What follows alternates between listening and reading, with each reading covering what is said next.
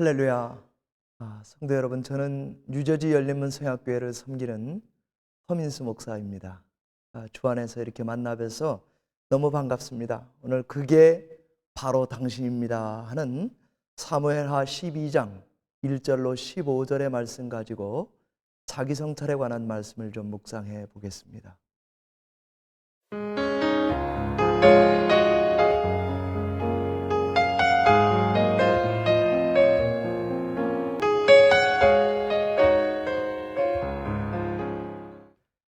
할렐루야.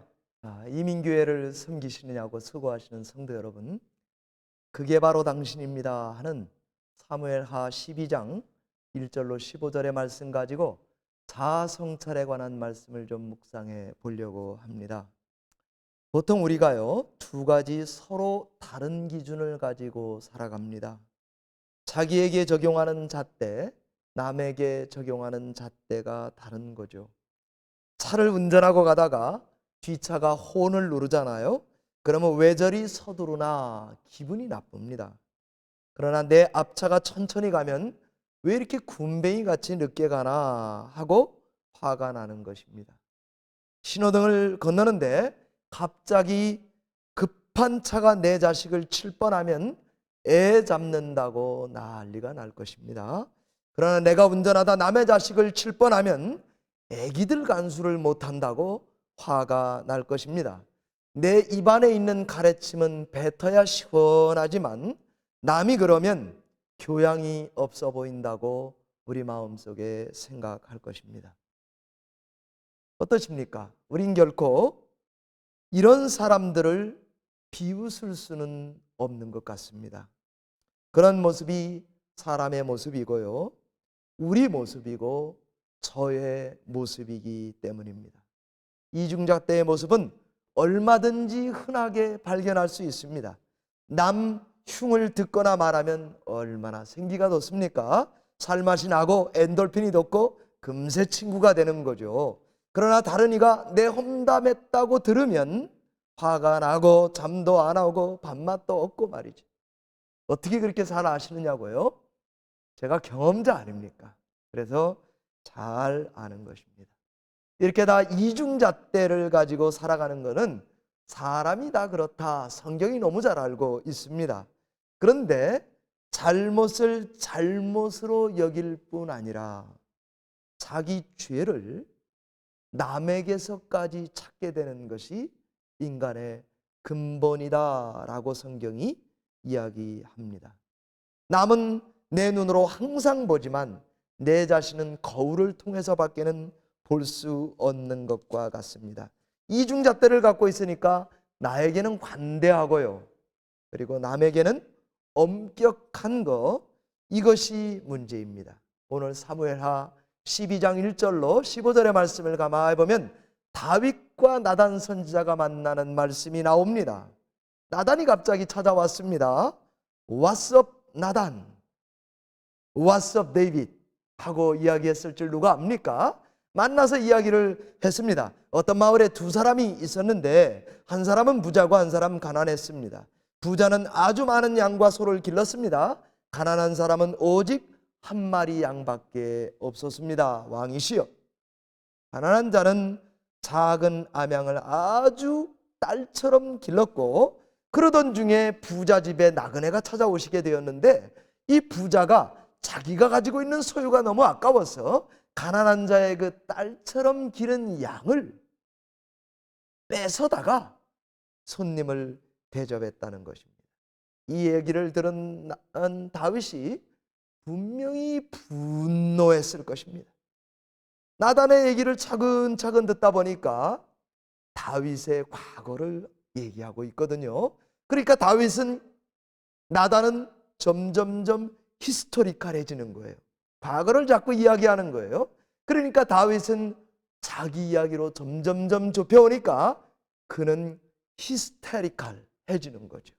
마치 부부싸움 하면 아내가 점점점 남편에게 과거 이야기하지 않습니까? 이것도 서운하다, 저것도 서운하다. 히스토리컬해지는 거죠. 그 얘기 들으면 남편이 너무 바다가 되는 거예요. 그러니까 남편은 점점점 히스테리컬해지는 거죠. 다윗도 아마 그랬던가 봅니다. 이 말을 잘 들으면서 나단은 하나님은 다윗 당신에게 집도 처도 일국의 나라도 당신의 손에 맡겼는데 당신은 부자이지 않습니까? 그런데 우리아의 아내를 취하다가 남편은 전장으로 내보내서 죽게 만들고 아내를 취해버린 거 아니에요.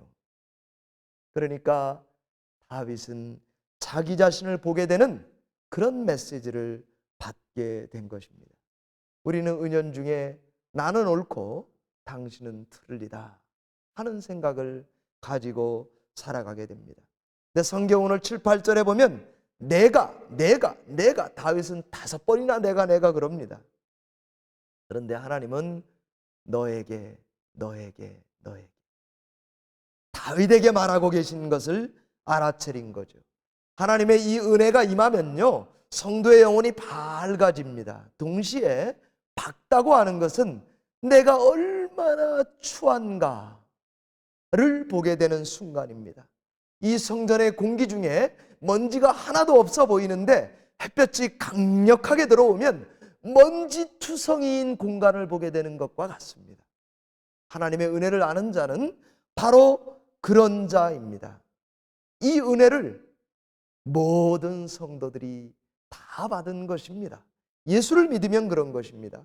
뿐만 아니라 하나님을 제대로 만난 위대한 성자들이, 성인들이 그렇습니다. 칼빈이 그랬습니다. 루터 그랬습니다.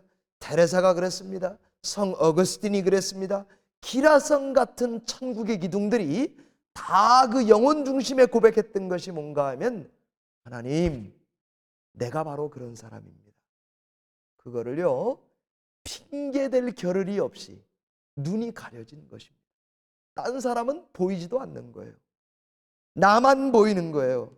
성경이 나단의 죄를 고백할 때에 간음했다, 살인했다 이렇게 말하지 않습니다. 당신이 하나님을 업신여기고 경멸했다. 간음과 살인보다 더 아픈 직설적인 말이 뭔가 하면 하나님 경외하는 것이 없다는 말입니다. 성도 여러분, 죄가 폭로될 때에 아픕니다. 그러나 성도는 자꾸 내 죄를 하나님 앞에 폭로시켜야 합니다. 그래서 이 죄를 지적을 받을 때는 은혜가 되는 이유는 무엇입니까? 그 순간이 곧 빛 가운데로 가는 시간이고요, 변화받는 시간이고요, 은혜를 깨닫게 되는 시간입니다. 요나도 자기 죄를 밝히 드러날 때 그때가 바로 해방의 순간입니다. 자유를 찾는 순간입니다. 예수님을 다시 만나는 순간입니다.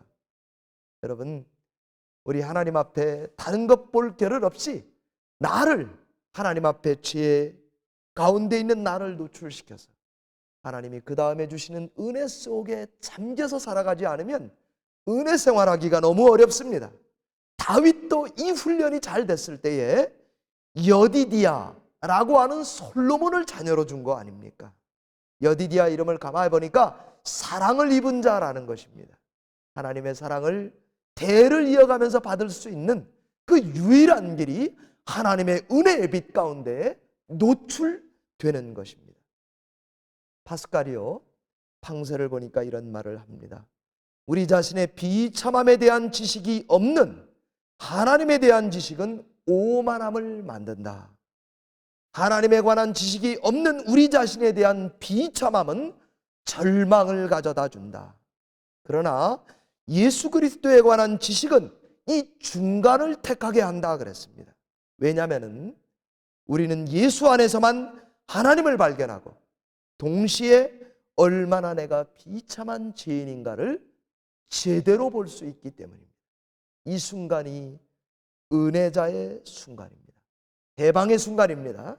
우리 이렇게 신앙생활에서 딴 사람 볼 거 없이 하나님 앞에 내가 죄인인 것을 고백하고 승리하는 성도 여러분 되시기를 바라겠습니다. 기도하겠습니다. 하나님 아버지, 죄 많은 저희를 오늘도 은혜로 구원해 주신 것을 감사합니다. 출발은 은혜로 했는데 어느덧 죄 가운데 살아가는 우리를 봅니다.